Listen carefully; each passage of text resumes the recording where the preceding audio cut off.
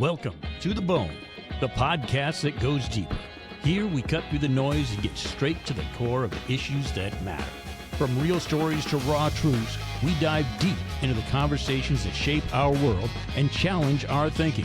We're not afraid to dig in and get to the marrow of it all.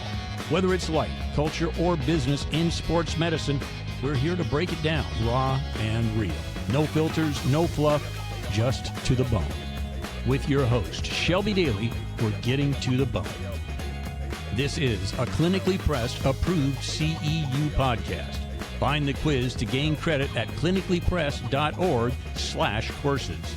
Clinically Pressed Company, making the complicated simple through results that give back. Find out more at clinicallypressed.org. Let's get started. Welcome back to the Bone. Today we have a full house with almost the whole team from the BOC here today. So today we're going to learn about the continuing education requirements and all the creative ways that you can fulfill your CEUs since 2025 is a reporting year. So I was going to have all the team from the BOC introduce themselves who are on the call and who's going to talk today. So Ashley, we'll start with you. Yeah, my name's Ashley Rubalcava. I am the Credentialing Operations Manager here at the BOC. Kick it to Shannon. Okay. Hi, I'm Shannon Fleming. I'm the Senior Vice President of Credentialing. I've been with the BOC for, this is my 25th year. So yeah, we've got some longevity going on. So Ashley's been here for what, 10 years? 8, I think, this year. 8 years. And then Mindy's been here a long time too, but I'll let her introduce herself. Hi, I'm Mindy Lindquist, and I'm the Approved Provider Specialist, and I have been here a long time. It's almost 23 years. Crazy. It's a long time. You guys have seen a lot of changes, I'm sure, from at your time at the BOC. That is for sure.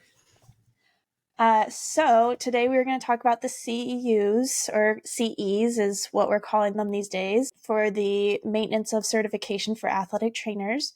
So I'm just going to play dumb. I know some of these answers, but for those all listening, what is the history behind the continuing education units and why do they need to be achieved? So looking at, why we do continuing education, that is an aspect that is required of our third-party accreditation, that we have to have some sort of continuing competence requirement.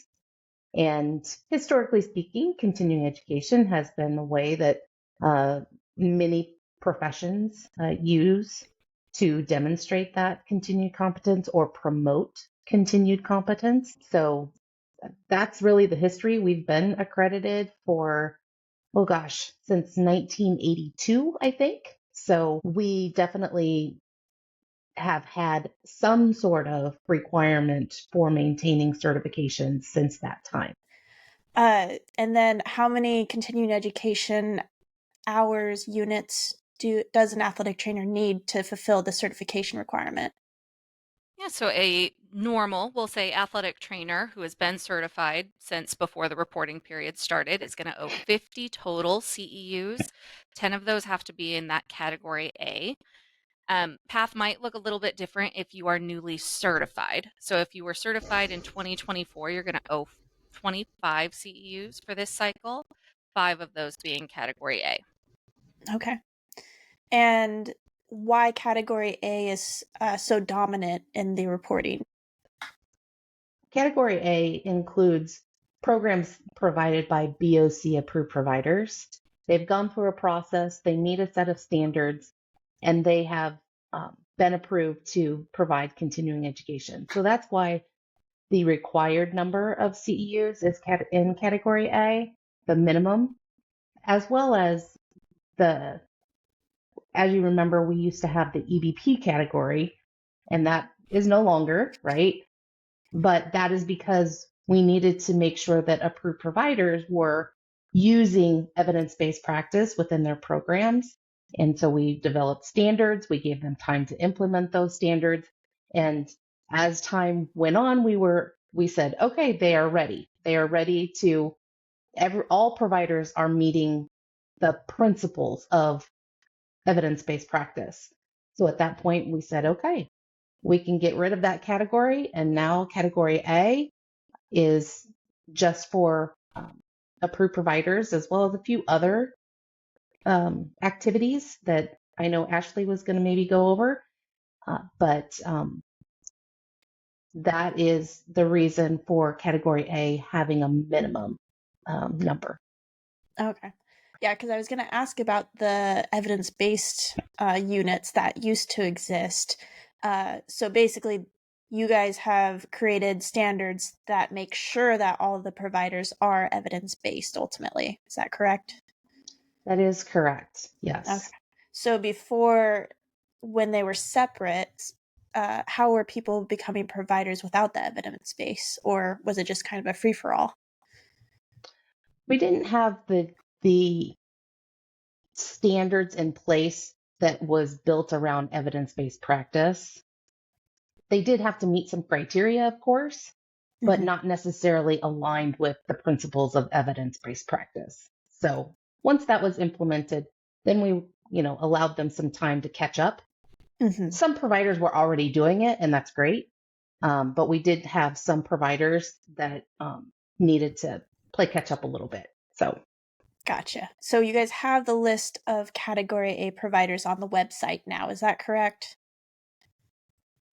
Correct. We have a program directory where you could search through any approved provider and then all of the courses that they're actively hosting for athletic trainers. Okay. So then we're going to move on to category B. Could you guys explain category B continuing education units?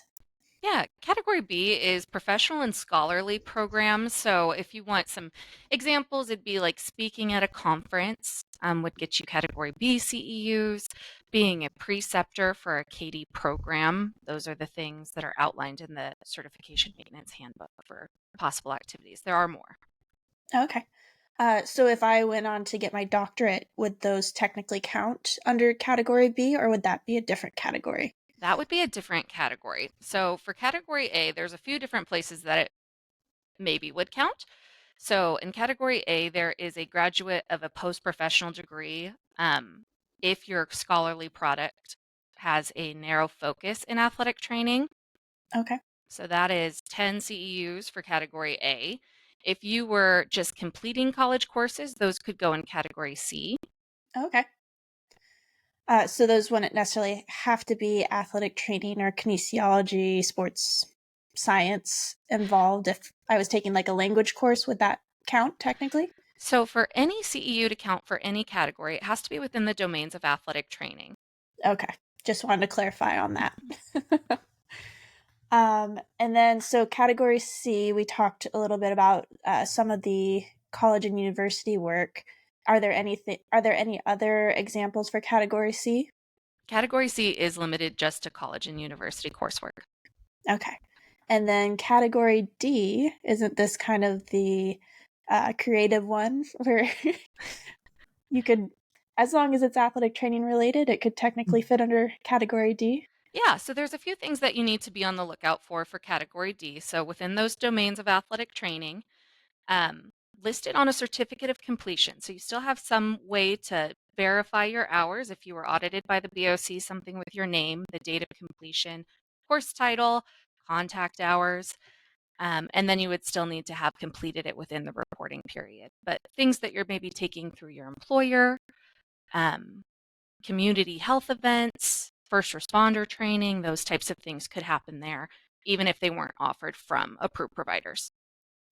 So if I was to host a speaking event or a lunch and learn, what would be some of the formalities on that, since it's not as formal as a conference?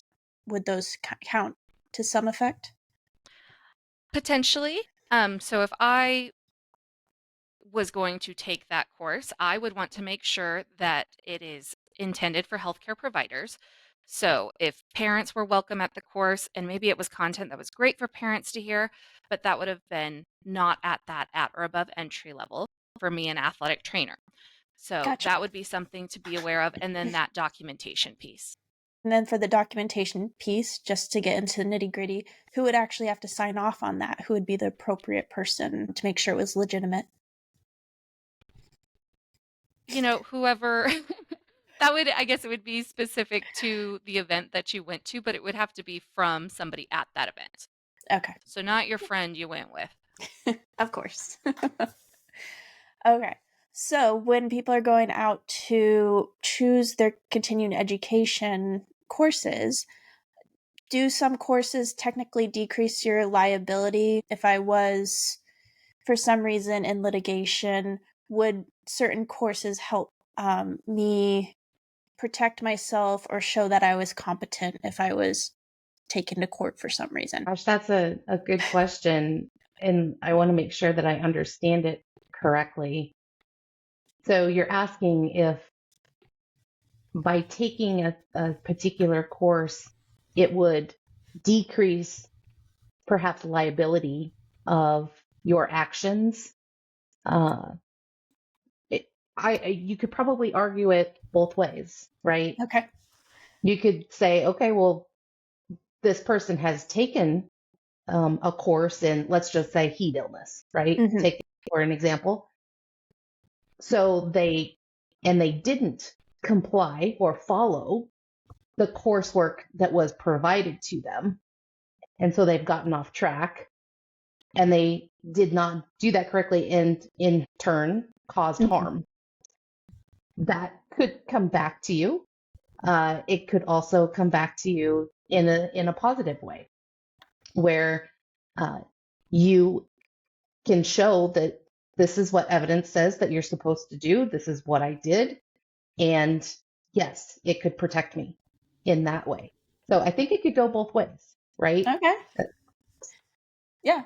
No, that's a perfect answer. I wasn't sure if it would totally protect you, but you would have to follow what the course ultimately said to be able to provide some protection ultimately. So sorry for the curveball. Just wanted to ask. And I would disclaim that I'm not giving legal advice at all. Yes. Well, it was just if you were in a specific setting or something like ergonomics and somebody did get injured because of a program that you had put together due to a certification course, you're prolonging your knowledge to be able to work in that environment. But as we go on, we're just in such a litigious society. I wasn't sure how is the best way to protect yourself with the continuing education that you choose. But that's probably another conversation ultimately. So we talked a little bit about the approved providers for category A. Could you talk a little bit more about the process of how to become an approved provider? Sure. It's an application process, and it's not limited to just organizations, but you could be an individual, a company, an organization, association that provides continuing education that targets athletic trainers. Because obviously they need continuing education to maintain their certification. We want to make sure that the continuing education activities are high quality. So through that application, they're filling out based on an activity or a program that is already planned. So they're filling out a series of questions, providing documentation, and then it's reviewed by our staff. And then they are required to maintain that providership on an annual basis through fee, an annual report, a set of standards that they have to comply with. Okay. Is there a fee associated with it? There is a fee that's associated with it. It's $325 Okay. And that's every year, I'm assuming? at this time. Yes, as of March 17th, 2025. Yes. Right. You're listening to this 5 years down the road. Who knows? Yeah. And that's every year that you have a fee to pay? It is on when you do the renewal fee, it is based on your tier and how many CEUs you're providing. And it's over a 2-year period that we I want to say average that out, and then it depends on which tier you fall into. Gotcha. Is there any benefit to being an approved provider? Of course.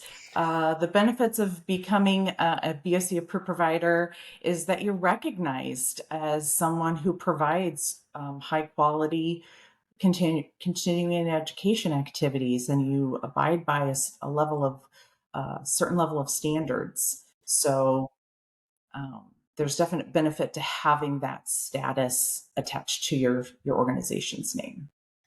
And then with maintaining compliance as a continuing education provider, is there anything with that? Or is it once you're approved, you can kind of roll with it?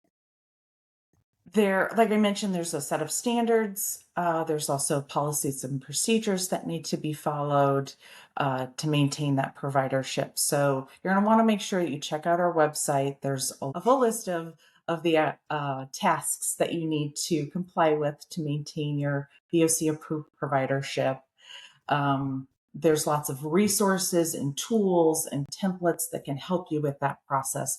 So we never want our approved providers to feel like they're out there on their own or in a silo. We do have lots of resources on our website, and the best place to look is on that website. And there's a list of those tasks that they'll want to make sure that they're reviewing and following with each program that they design to make sure that they do meet compliance. Okay. And then the future outlook of continuing education, is there any changes or additions that might be coming up to make it easier or make it a little bit more stringent for athletic trainers? Or are you guys pretty happy with how it's going right now? Yeah, so the BOC, we've been working on an improved approach to ongoing continuing education, continued competence for the past 12 plus years. I would say we could probably go all the way back to 2003 if we're really talking about this. But that we're doing that for several reasons. Number one, to meet ATs where they are and in their practice settings. We all know that practice settings are different for everyone, and those nuances matter. Number two, giving ATs choices and flexibility for equitable and affordable CE is, one of the main goals. ATs have suggested over the years that the current approach to CE could be more relevant and useful and efficient. And then evidence has shown that across the healthcare profession, that continuing education alone isn't as effective or practical as it could be.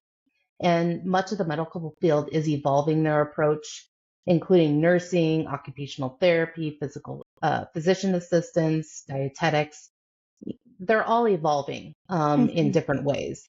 And so we've been working with, over 3,600 volunteers and subject matter experts, which includes our BOC board of directors, who have been doing an extensive research and development.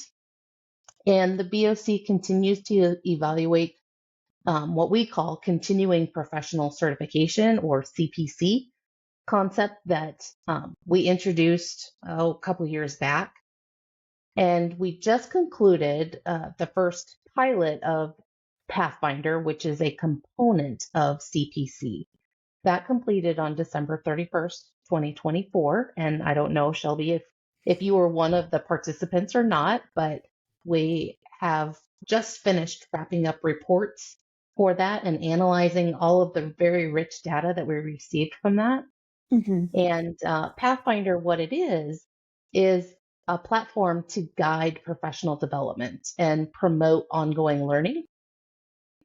And so the results, like I said, are now, we've analyzed them. We're now reviewing them with our volunteer groups. We have an advisory council for CPC. Our standards committee is taking a look at it. Our board of directors will be taking a look at it. And now it's time to refine that CPC framework. And so the data is really going to tell us about how that Pathfinder can be improved going forward, and really the next steps of CPC and the applicability to athletic trainers. So we will be sharing a comprehensive update later this year on the Pathfinder pilot, but also CPC in general. yeah, I'll be excited to see that because I remember you guys making a big push about it and wasn't sure what the full outcome was going to be. And then you guys also have the orthopedic certification that recently came out. Can you get CEUs for that also? So that's the board certified BCSO, board certified Yes. specialist in orthopedics. Yes. And I'm going to say that you can get CEUs, but not for just obtaining the credential. Okay. Once you do get the credential, you have to have CEUs that fall within those practice domains. Okay. But certainly working toward getting eligible for that exam, you could get CEUs for coursework that maybe you've taken. If you're going through a residency program that's CATIE accredited, you could get CEUs for completing that. So there are certainly CEU opportunities when working toward becoming eligible for that orthopedic specialty. Okay. Good to know. And then when you're completing the CEUs to maintain that certification, can you double dip in those or are they totally separate? No, you can double dip. So basically 10 of your 50 CEUs that you would have to do for your AT, 10 of those have to be within the orthopedic practice analysis. Okay. So, perfect. So it's pretty easy to maintain ultimately after you get the certification. right. So, okay. Well, if you had more questions, how is the best way to reach out to you guys? Yeah, we at the BOC are accessible via phone, 402-559-0091, and via email. I would say the best email is for general question is CE, like continuing education, at bocatc.org. Your BOC 360 profile also has a little messenger feature in there as well. Perfect. Is there anything else that we didn't hit on continuing education? No, I would just say that if people have questions please contact us. We are very willing and accessible. Yes, I would say you guys are very accessible. And if folks are willing or wanting to become a BOC provider, we do have a dedicated staff to answer questions and help them with the application or through the, whatever questions they have of posting their programs. And that email is provider@bocatc.org. Perfect. Well, thank you so much for coming on. It's going to be exciting probably in December when everybody starts reporting their CEs like usual. Get them in earlier than later. I will put that out there. Yay, Shelby. Yes, we appreciate that. But thank you so much for being on. And we should have another segment coming up, hopefully to go over that BOSC. Is that what we said it was? The orthopedic? BCSO. Yes, I will get it for next time. But we should have a new segment coming out soon to talk more about that. So thank you so much for being on, guys. Thank you. Thanks, Shelby.